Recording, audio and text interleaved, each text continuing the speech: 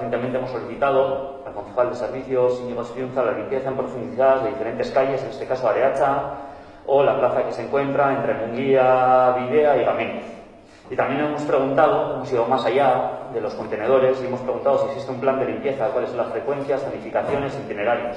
Recientemente ha entrado una nueva empresa, entendemos que es muy importante establecer un control sobre esa empresa. ¿Por qué decimos esto?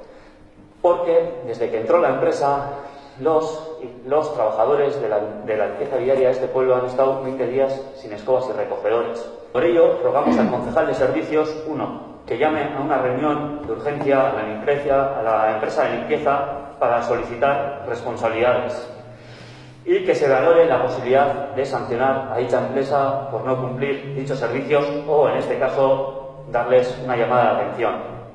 2. Nos gustaría saber si existe un plan de limpieza, itinerarios, qué tipos de limpieza se realizan, en este caso pues, sí, los contenedores, las limpiezas de las calles y demás, con qué periodicidad. En menos de 20 días no puede ser que estén los y las trabajadores de la limpieza viaria sin escobas y recogedores. Es muy grave. La limpieza viaria, solo hay que salir a la calle. No se nos escapa a nadie que lo tenemos hecho unos zorros, por desgracia. Creo que también por parte de este equipo de gobierno habría que reconocer esas cosas, sobre todo porque reconociendo esas cosas se va a mejorar mucho.